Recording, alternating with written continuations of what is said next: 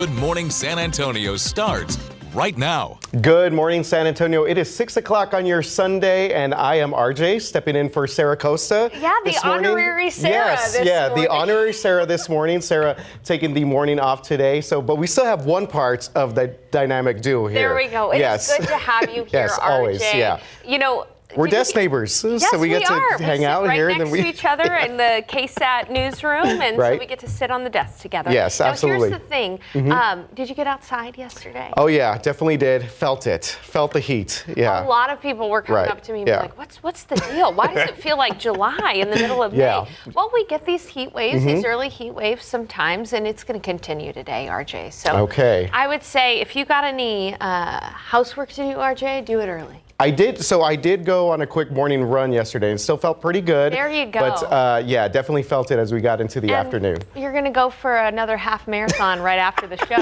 huh? I think I'm going to try and catch up on some sleep. Yeah, that makes sense. 73 degrees outside right now in San Antonio, 73 in New Braunfels, at Stinson it's 74, Bernie in the Hill Country 70 degrees, and 71 in Kerrville. Here's the thing, we do have some areas of patchy fog, visibility less than a perfect 10 miles in many areas. So keep that in mind, just some very patchy fog, but this is going to be very short-lived. We were talking about chores. Okay, so if you got to mow early in the day, mow in the next couple of hours from about 8 to 10 because it'll still be in the 70s. But the high temperature today, 96 degrees under sunny skies. You don't want to be out there in the middle of the heat. You certainly don't. But it is going to be a nice summery day if you want to enjoy some time by the pool or one of your local watering holes. Keep in mind that today is going to be a ditto day. It'll be toasty again, a lot like yesterday, hence the ditto. And the heat will continue, feeling like July in the week ahead with temperatures near 100 degrees. And if you're hoping for any relief, unfortunately, there's only minimal rain chances next week. I'll tell you when those rain chances pop up, coming up in just a bit. RJ. All right, thank you very much, Sarah. Well, a man suspected of murder is in custody this morning after being on the run for 22 years. The San Antonio Police Department have now released details of his arrest. Our Avery Everett shows us how, after more than 2 decades, officials finally found Jose Mejia.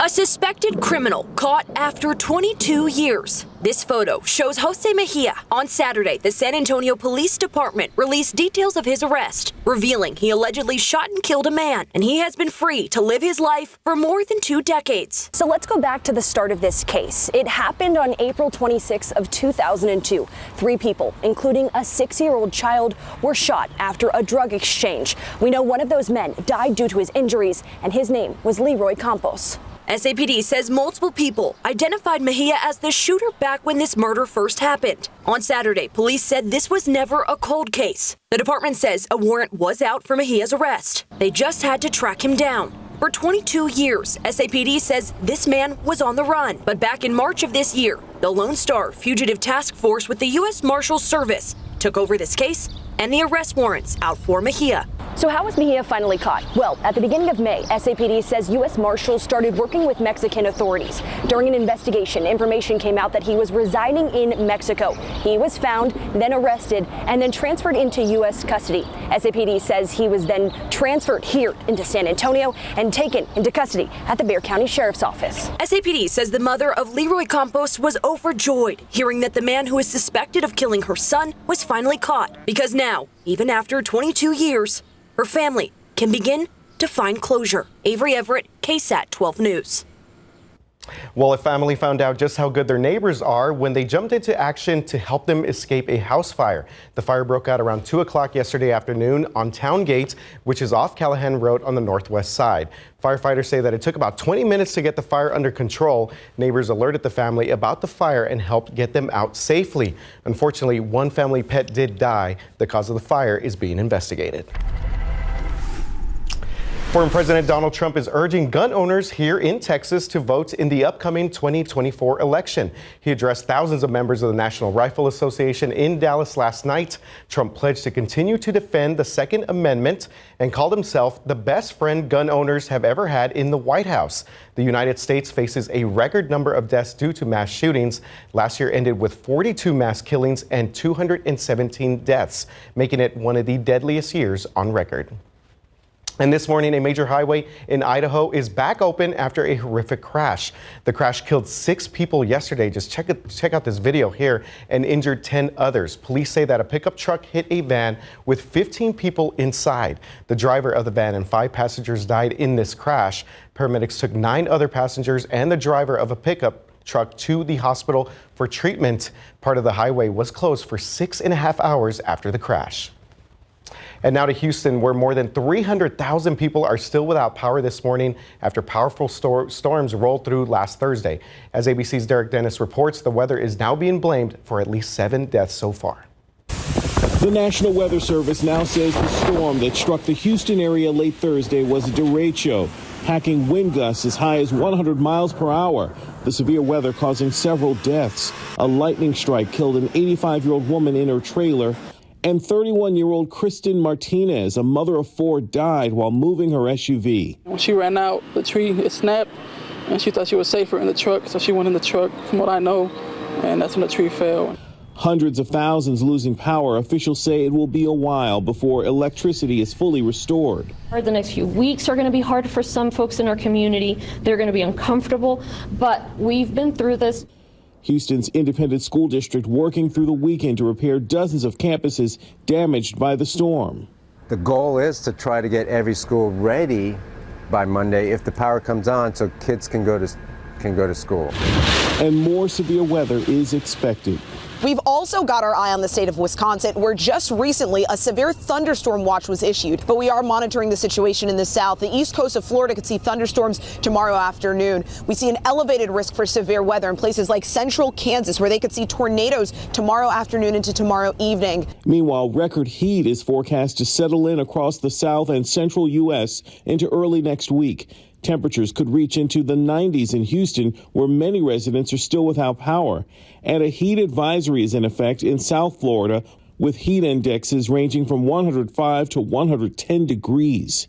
Derek Dennis, ABC News, New York. Yeah, hopefully those folks in Houston can get some help here pretty soon. While here at home, bridging the digital divide, one laptop at a time. This weekend, 100 people got new computers, and it was all part of the Connect San Antonio event at Lockwood Dignowity Park. The goal is to connect thousands of more homes to fiber internet. It's a celebration of SA Digital's Connect's partnership with AT&T, the city, and the county. During the pandemic, school districts turned to online classes. That exposed an alarming number of households that didn't have a computer or access to the internet. There are plans to have more device distribution events in the coming months, and the goal here is to give about 8,000 devices in total by the end of the year. All right, and as Sarah just mentioned it during our weather off the top of the show, if you want to do something fun with the kiddos while also keeping them cool during this heat, the city has several splash pads that you can visit. Right now on KSAT.com, we have a list of splash pads to check out around our area. Many of them opened back in March, but others are opening just in time for Memorial Day weekend. And the best part of this, the majority of them are all free and don't require any reservations. All right, time now is 6:08, 73 degrees outside. We're going to take a live look here at Live Cam. And again, Sarah mentioned it's a little bit of fogginess outside right now, but we are expecting things to heat up here throughout the rest of the day. We'll check in with Sarah Spivey coming up here after the break.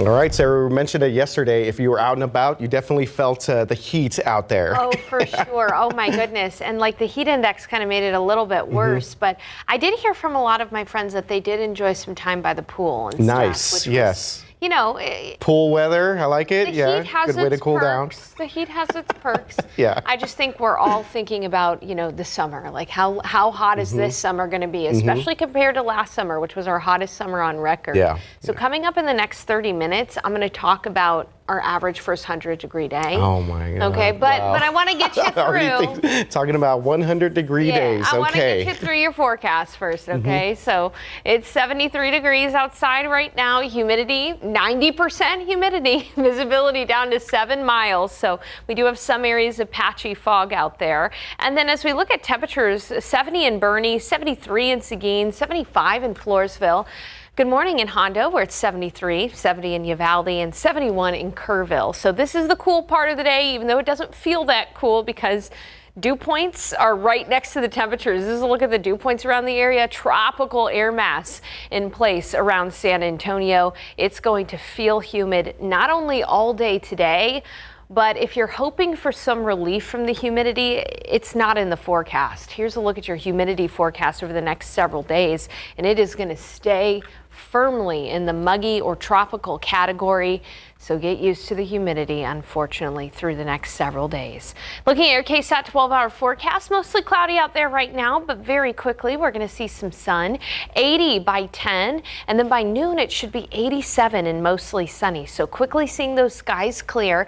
In the afternoon, complete sunshine and a high temperature of 96 degrees. Yesterday we got up to 98. Today we'll be at 96. It's still plenty hot, and you guessed it, folks out nearer to the border are going to be even hotter. 104 in Del Rio, 100 in Eagle Pass, Laredo, 101, 94 in Pleasanton, 93 in Kerrville, 92 in New Braunfels, 91 in Gonzales, and 94 in Beeville. So hot no matter what. Less of a humidity, though, out near Del Rio, but still 104 is pretty hot regardless. Take a look at the satellite and radar, and you can see that there's one complex of storms moving through parts of Kansas and Nebraska. And it's going to be this part of the nation that is the focus for severe weather risk today, particularly in Kansas and northern Oklahoma. That's where they could have some massive hail. We're talking very large hail, greater than the size of baseballs possible through parts of Kansas. Now, this system is not going to be anywhere near us here in Texas because of the dreaded heat high. The heat high is going to push away the severe weather, which is good news, but it's going to keep things very hot in the coming days. Heat high building overhead over Texas through the week, and so that means temperatures are steadily going to rise. That's what the heat high does. Here's the thing, too, about the heat high. High means dry, and our rain chances do not look good in the week ahead. Really only a small 20% chance for an isolated shower or storm Wednesday, Thursday, and Friday. Your chance for rain, a measly 20%. Coming up in the next half hour, we're going to talk about our drought, what's the status of our drought, and of course, when do we typically expect that first 100-degree day? I think it's going to be hard for us to technically reach 100 this week, which, again, small silver lining, but it's still going to feel like 100 degrees Tuesday and Wednesday especially. Again, a small 20% chance for rain. So mow that grass today and maybe follow stage 2 watering instructions in the week ahead because, again, no major chances for rainfall in San Antonio. RJ, when do you think we typically hit 100 degrees on average? Well, I would say about June maybe, because I know that it feels like it's starting a little bit earlier than usual with the May heat that we're seeing right now. June is your guess? All right, here we go. I'll have your answer Weather by trivia, about got it. 6:40, okay? Oh, okay, all right. We'll be looking forward to that. All right, 6:16 right now, and as we just mentioned right now, 73 degrees outside, but it's definitely feeling humid as well. Well, ADHD can show up differently in women, and coming up next, we're going to tell you why so many women are being diagnosed later in life and how they can find a solution. All right, let's take a look at your lotto numbers. Your pick 3, 7, 0, 5, Fireball 5, Daily 4, 6, 9, 2, 4, Fireball 7, Cash 5, 6, 10, 11, 31, 32. All right, and your Lotto Texas numbers here, 4, 13, 27, 30, 41, and 47. And we got Mega Millions here, 19, Powerball, yes, 19, 36, 37, 42, 59, Powerball 19, Power Play 2. Good luck to everybody. It's 6:20. Welcome back to Good Morning San Antonio. Thanks for hanging out with us on this Sunday morning. Well, there has been a spike in women finally realizing that they've been living with a mental health condition their whole lives. We're talking about ADHD. Courtney Friedman shows us how ADHD in women shows up differently. I was doing a ton of things to accommodate my own ADHD. I always have. But Stephanie Scheller didn't realize that until 2015 when she was in her late 20s. The memory and attention issues became clear. We need a lot more engagement than pretty much anyone else, visually, tactile, auditory. She did research, conferred with doctors, and started a company that creates events for people with ADHD to help them live their lives to the fullest. Ceiling height impacts your ability to focus. Lighting impacts your ability to focus. And scents impact your brain in all these different ways. At her events, Scheller meets so many women who were also diagnosed later in life. Women tend to present differently with ADHD, so we don't tend to get the same like, oh, well, you can't sit still. So we don't get the diagnosis. The tests were not built for us. They were built for little boys. That's something psychotherapist Lindsay McGehee sees all the time when diagnosing ADHD in women. It brings with it sometimes a lot of depression and anxiety and social problems. So it can lead to other mental health issues that may be disguised as something else. That is one of the main symptoms is in adult females, the exhaustion, because they've been working so hard to fit in, to check all the boxes, to get everything done. She says the diagnosis can be difficult to hear. There is a sense of regret, like I wish I had known. But it's almost always met with relief. You're like, oh, I can go to the doctor, I can get medication, I can go to therapy, I can talk to other people who have it and feel like I'm not trying to fit in, I actually belong. That's the type of community Scheller is creating. Create a space where we could actually, one, start to normalize the stuff that we're all doing. A community she hopes more women will join once they're tested and diagnosed, no matter how old they are. Courtney Friedman, KSAT 12 News. All right, important information there from Courtney. Well, the time now is 6:22, 73 degrees outside. And parents, we all know this. One of the worst things is when your child is sick and has a fever. Coming up next, we're going to look at the top 2 thermometers that are the most reliable. Welcome back to Good Morning San Antonio. Well, it's one of the first things you do when a child doesn't feel good. You check for fever. A hand to the forehead usually gives you a little bit of a hint, but you really need a thermometer. And there are many options out there. So 12 on your sides, Marilyn Moritz has some test results from Consumer Reports Lab. With little ones around, Jenny Mariwaika knows she needs a reliable thermometer. Having a thermometer that is fast and accurate helps me to decide whether or not they need to go to the doctor. So how do you choose? Consumer Reports tests can help. They compared the devices to a mercury thermometer in their lab. Then they took repeated readings. The results showed which in-ear thermometers are easiest to use and gave the most accurate readings. The 10 thermometers in our ratings take temperature via the ear, and half of them also can take temperature via the temporal artery, which means you place a thermometer against the forehead or the temple. 98.7. In-ear thermometers do require extra cleaning. She says consider models with disposable plastic covers. Here are 2 thermometers Consumer Reports recommends. The Braun ThermoScan 7 for about $60 and the Alcedo digital thermometer for about $25. Keep in mind, doctors don't recommend taking temperatures by ear until at least 6 months of age. And for infants less than 3 months old, a rectal thermometer is best. Marilyn Moritz, KSAT 12 News. So good.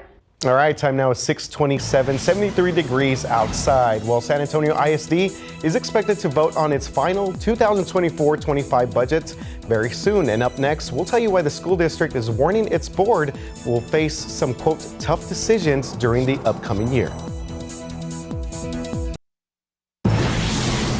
Good morning, everybody. It is 6:30 on your Sunday. Thank you very much for hanging out with us this morning. It's awesome to have you here this morning, filling RJ. in for Sarah Costa, who's taking a much-deserved morning off. But we got the chance to hang out with Sarah and Sarah Spivey also. And because I know that a lot of viewers here may be wondering, what has Max Massey been up to lately? He just graduated from law school. So we were celebrating with our good friend. Of course, we miss him here at KSAT, but we wish him nothing but the best. Absolutely. It was a fun night last night. Yeah, absolutely. Congratulations to Max. Obviously, still stays in touch with everyone here. Yeah. And I know a lot of our viewers here on the weekends, followed Max, and we're always kind of curious about what Max was up to. So yeah, good to see Max doing some big things out there. And his family's in town, and on the off chance that they're watching at 6:30 this morning, good morning to the Massies. Same there, yes. Good morning to you. And it was great to see them last night. It is going to be a hot day today, RJ. Another, I'm calling it a ditto day. I saw that, yes. Like ditto. Like yesterday, ditto. We're going to see temperatures climbing into the mid to upper 90s. It's mostly cloudy outside right now with some areas of patchy fog. Temperatures are are in the low 70s, but watch how quickly we see those skies clear. By 10, it'll be partly cloudy, and in the afternoon, we'll be looking at temperatures climbing to about 96 degrees for the afternoon high. So mostly cloudy outside right now, but by about noon, 87, and in the afternoon, 96 for the high and totally sunny. Now, it's not only going to be hot here, but it's going to be hot all over the KSAT 12 viewing area. If you're planning on enjoying one of our many parks today, know that during the peak heat of the day, it's going to be toasty. Devil's River State Natural Area out west near Del Rio, 104 degrees. Enchanted Rock, 92. Government Canyon, 95. Hill Country State Natural Area, 95. And again, looking at sunny skies. There's going to be a bit more of a breeze today than there was yesterday, so we have that working in our favor. South winds at about 10 to 15 miles per hour. All right, your Weather 101 question for the day, and one we're going to get into. On average, when is San Antonio's first 100-degree day? RJ has already guessed in June. You take your guess. I'll have the answer, and we'll have a look at our high temperatures forecast for this week. RJ. All right, thank you very much, Sarah. Well, the San Antonio Independent School District is expected to vote on its final 2024-25 budget in just 1 month, and more tough decisions are on the horizon, even after 15 schools are set to close. And as our Avery Everett shows us, choosing what to cut or to change will not be easy. School's almost out, but budget talks for the San Antonio Independent School District have only just started. It is a really difficult situation. SAISD sent this warning in April that its board would face, quote, tough decisions for the 2024-2025 budget. This comes after the district already decided to close 15 schools starting next fall under its right-sizing plan. Our children are aware that something's happening. Trustees are expected to vote on the budget in June. And families across the district say it's hard to hear that more change could be coming. We feel welcomed here. We belong here. This Pershing Elementary mom asked us not to show her face on camera. With 4 kids in SAISD schools, she says she has several questions. Cutting the budgets for what? Why? Why aren't we making more? In a statement, SAISD says it comes down to declining enrollment and dwindling state funds. This spring, the district has considered cutting vacant spots and freezing, quote, non-mission critical positions at the central office. It could also restructure district-level staff, reduce workday calendars, and decrease some programming. SAISD says it's trying to be as efficient with its limited resources as possible. That's one of the reasons why they sold these 12 acres of land off Lord Road to the city about a month ago. SAISD says this could help them save some money in the long run, but ultimately it isn't a part of any right-sizing efforts. So much is still unknown. The school closure process has been an incredibly challenging one. The district has its final budget workshop scheduled for next Wednesday, May 22nd. And the community hopes to get a clear picture of the changes at that meeting. For the time and location of that meeting next week, we have all of that information right now on KSAT.com. Avery Everett, KSAT 12 News. All right, obviously a lot of people be paying attention to that. Well, local volunteers looking for others to help serve children with disabilities. It was in honor of Heroes for Crit Day out at the shops at La Cantera this past weekend. CRIT stands for Children's Rehabilitation Institute Telethon USA. Several local leaders are spreading the word about the work and the mission of CRIT. I would love for people to get to know them and how critical their support is for the future of CRIT and for those families served by CRIT. This kind of activities really help them to see what's out and to see that they are responsible to build their community. And if you want to volunteer or help support their mission, you can give CRIT a call or stop by their facility on Quarry Park. It is not too far away from Morgan's Wonderland. All right, Spurs fans, you may not want to see this. Well, it was a big victory for the Dallas Mavericks last night. Check this out. P.J. Washington Jr. made 2 free throws before an intentional miss with 2.5 seconds left, and that lifted the Mavericks to a 117-116 thrilling victory over the Oklahoma City Thunder. Now Dallas moves on to the Western Conference Finals for the second time in 3 seasons. Washington was fouled by Shai Gilgeous-Alexander on a 3-point attempt after Chet Holmgren put the Thunder in front with a dunk you just saw there. The Thunder could only finally get a desperation shot from well past half court after Washington's missed free throw, following 2 makes for a 1-point lead. Get this, Dallas trailed by as many as 17 points in the second half, but Luka brought them back. Doncic had 29 points, 10 rebounds, and 10 assists for a triple-double. Shai Gilgeous-Alexander scored 36 points. All right, and how about some horse racing? Check this out. Seize the Gray has won the Preakness Stakes for 88-year-old Hall of Fame trainer D. Wayne Lucas. His victory ended Kentucky Derby winners Mystic Dan's Triple Crown bid. Lucas has saddled more horses in the Preakness than anyone else in the race's 149-year history. Mystic Dan actually finished in second place. Always good to see the horses out there in the track. All right, 6:37 right now, and we're looking at 73 degrees outside. Brackenridge Park, very popular, especially during the summer months. Well, it's celebrating its 125th anniversary today. Up next, we're going to tell you how you can help celebrate during a special homecoming exhibition polo match. All right, taking a look here at live cam, and again, a little bit of a foggy start to your Sunday morning, but things are certainly going to heat up out there. Make sure to get the sunscreen ready, and we're going to check in with Sarah Spivey here in just a bit to get the full forecast.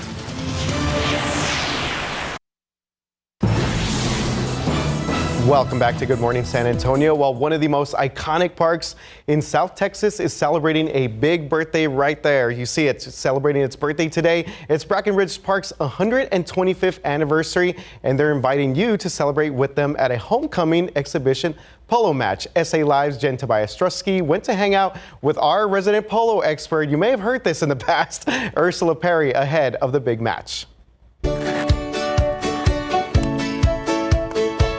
Brackenridge Park is celebrating 125 years this weekend with the oldest sport out there, polo. All right, Ursula, this is your happy place, right? Oh, absolutely. Thank you so much for inviting us out here. For our viewers watching at home, tell us more about the history of polo, especially at Brackenridge Park. Okay, most people have no idea that San Antonio's first professional sport was polo. It's true. Thousands of people would come out every Sunday for a free game at Brackenridge Park, and the best people in the world who played polo came to San Antonio to play. I didn't know that. And the Hall of Fame is full of people from San Antonio. And what is it about San Antonio that drew them? The weather, yeah, but also Fort Sam Houston. Fort Sam Houston began in the 1880s having polo as well. It was brought to San Antonio's Fort Sam Houston as a training program for the officers in the cavalry. So if you wanted to be an officer in the cavalry, you had to play polo. Really? And you had to be able to ride for 10 days, 10 miles a day. Okay, so this dates way back. But still a great sport, obviously one that you're passionate about, right? I am, because it still teaches you things. You know, when I was growing up, there were no female sports, team sports to play.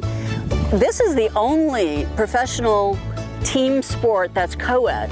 So I play alongside the guy behind us. It's men and women, they play together on teams. I'm in my 60s, I'm still playing, and we're teaching kids all over San Antonio how to play. I love that. Where can somebody go if they want to maybe take up the sport? Well, the Brackenridge Conservancy is having a game on Sunday. You can sign up there, or you can just go to sanantoniopoloclub.com and sign up for lessons. We're going to get a lesson in a little bit, but before we do that, can you tell us about your horse there? This special horse. Yes, this is Canela Blanca. Wake up, Canela, you're on camera. Canela is a pro. She used to belong to Tommy Lee Jones and his wife, Dawn Jones, and if I'm not mistaken, has played in quite a few very important games. National championship kind of games. Wow. And she doesn't like your horse Cha-Cha too much, so she's putting her ears back a little bit. Okay. They're very She's a big deal. These horses are very competitive. Oh, nice. And they know the sport. They are push button. All right, shall we do a lesson, Ursula? Yeah.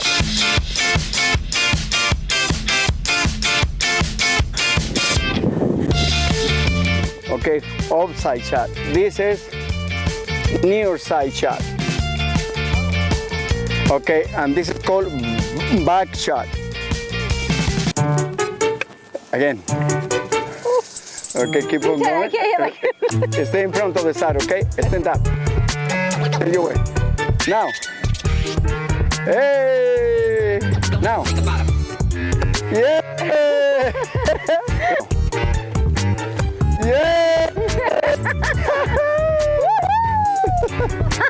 I got my lesson done. Now let's talk about the importance of this event for Brackenridge. So this is a way that people can come out and learn, just as we were hearing from Ursula, and also celebrate the park. And the Conservancy is all about programming and special events in order to activate the park, and we hope lots of people will come this Sunday from 2 to 7. So thank you so much. Be sure to go check it out. It's a family-friendly event.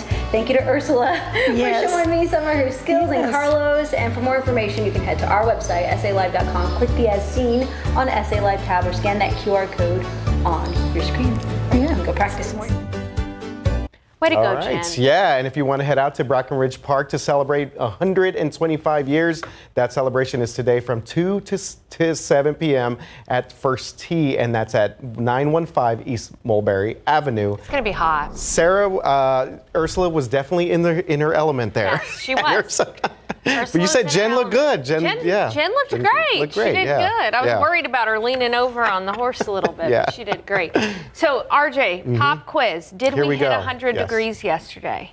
I'm going to say no. No, we didn't. We were close. Here's a look at yesterday's 2 for 2 highs. so far. Yep.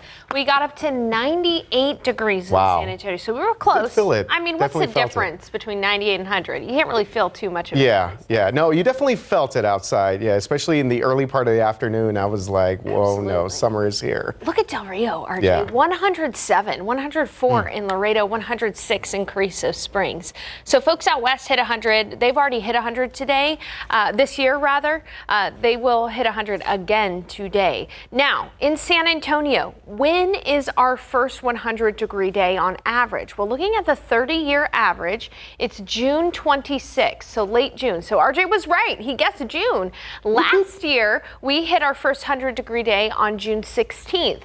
And in 2022, it was early, May 7th. This year, we wait to see when we hit 100 degrees. I think it's going to be hard for us to hit 100 this week, so maybe we'll add on a few more days there, but it is possible, so we'll keep you posted.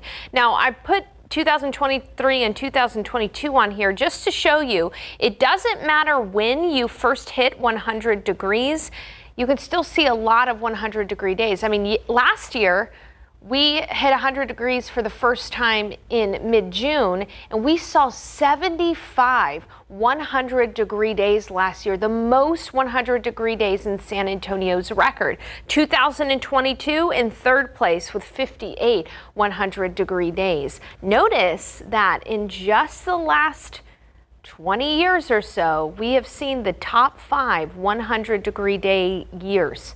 So again, it is possible that we are going to have another hotter than average summer. We just have to wait and see. We'll keep the count going for you. On average in San Antonio, we see about 18 100-degree days a year. Take a look at the afternoon temperature forecast through the next week. Again, I think technically we'll avoid that triple-digit mark, but Tuesday and Wednesday, it's going to be 97. It'll feel like 100 degrees anyway.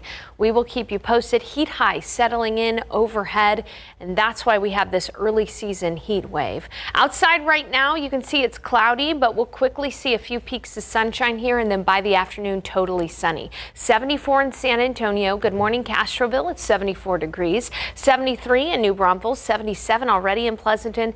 It's 70 in Boerne and 70 in Comfort. Not too bad in the hill country, but we are seeing visibility reduced to about 5 miles in some places because of patchy fog. Fog is not nearly as dense as it was yesterday morning, but we are still seeing some fog with those clouds out there. The clouds will be short-lived. By 10, we're already going to start to see skies clear. It'll be 80 degrees by 10. By noon, 87. Take a look at winds. A little bit more of a breeze today than yesterday. We'll see winds from the south at about 10 to 15 miles per hour, and then 96 for the afternoon high. It didn't feel too bad last night as closer to sunset, and that's going to be the case today. Even though it'll still be in the 90s by 7 o'clock, we'll have lower humidity in the evening, so it should feel pretty good. But it is going to be another hot day. 104 Del Rio, 100 in Eagle Pass, 96 in Hondo, 96 here in San Antonio, 92 in Canyon Lake. It'll be 93 in Boerne, 94 in New Braunfels, 94 in Pleasanton, Floresville at 94 too. Unfortunately, Unfortunately, no major rain chances for us in the next several days. Wednesday, Thursday, and Friday, we only have a 20% chance for an isolated shower or storm. This is not great when you consider that there are still many areas around our viewing area that are in either severe or extreme drought, especially up in the hill country, Kerrville, Bandera, Bernie, Fredericksburg, Hondo, all in extreme drought. San Antonio faring a little bit better because we've had recent rains, but the hill country, unfortunately, I think that drought is going to get worse before it gets better. Temperatures climbing over the next few days to 97 on Tuesday and Wednesday, and only a small isolated shower storm possible Wednesday, Thursday, and Friday. RJ, you know your weather. You know what? I think I'm just on a little bit of a lucky streak right now. Oh, come on. You got the Weather 101 question right. Exactly, yeah, I do. I'm just going to let this streak ride on, and so hopefully if you keep on asking me questions, hopefully I keep on getting them right. But I did like what you said earlier, that high usually means dry. So yeah, in terms of rain. Dry, yeah. Exactly. So rain chances are pretty slim, but go buy a lotto ticket. Oh, I'm going to have to do that now. Absolutely. It is 6:50 right now and 73 degrees outside. Yeah, up next, why a unique haircut led to some controversy for a local business owner who tried to poke fun at it. It's now 6:53. Welcome back to Good Morning San Antonio. Well, the Edgar haircut, you've probably seen this for sure, and many people here in San Antonio are also familiar with that hairstyle. Well, now it's leading to some controversy for a local business owner who tried to poke some fun at it. He told our Stephanie Jimenez that now some people are threatening him and he wants it to stop. Just a joke. Hundreds of people commented. The post didn't go viral, but enough people aren't happy about what Ricardo wrote. A few sent him threats. Some called what he wrote racist. Kind of blown out of proportion. The haircut is associated with Latino men, and it's thought to have originated from indigenous cultures. For really what it is, with the hair longer, just on the sides right here than the bottom.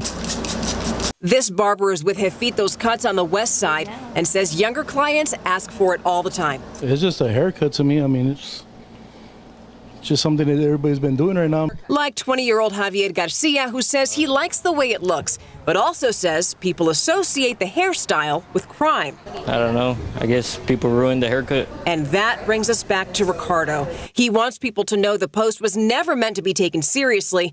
After all, some of his own employees have the so-called Edgar, which we confirmed when we went to El Camino. I have a ton of family members with a haircut. I think it's hilarious, but I also can relate because when I was a teenager, I had the bald head with the big bangs and stuff like that. Ricardo says he won't apologize for making a joke, but also wants people to know how he feels about San Antonio. I know that maybe some people had their feelings hurt or they might feel some type of way about the comments or the jokes, but I do want them to know that I love my community. Stefania Jimenez, KSAT 12 News. Yeah, that story certainly got a lot of attention on KSAT.com. You can also comment there as well. What time now is 6:55, 73 degrees outside. So we take one more look here at TransGuide traffic cameras. And you know what? They are updating some stuff, that construction taking place on 1604 and I-10. Make sure to follow the Twitter page for Text.San Antonio to get more information on that, especially if you live out on the far northwest side. Welcome back. Well, right now on our website, we want to highlight two area educators who were recognized during the HEB Excellence in Education Awards. Check this out. Julie Minnis, she is a counselor at Garcia Middle School, and Michelle Fine, who's a principal at Glenn Elementary School. Both work in the Northside ISD and both were honored in Houston. Read more about their accomplishments right now on KSAT.com. That is wonderful. It is warm outside already to start our day. Looks pretty cloudy at the airport, but we are seeing peaks of sunshine already. It's 74 degrees at the San Antonio International Airport. Just a smidge of fog out there in places. Skies quickly clear and temperatures quickly rise. By 1 o'clock, it's going to be 90 and then 96 for the high. South winds today at 5 to 15 miles per hour. We're going to be hot Tuesday, Wednesday. 97 are going to be our peak heat of the week. And as far as rain goes, only a small 20% chance for isolated rain Wednesday, Thursday, and Friday. You know, RJ, having you here reminds me of the wonderful job you do with traffic. Oh, thank you. Appreciate it. Thanks for reminding us about that horrible construction on I-10. It's hard to ignore, I know. It is. It is. All right, it was fun. We will see you again coming up here at 8 o'clock for another round of Good Morning San Antonio.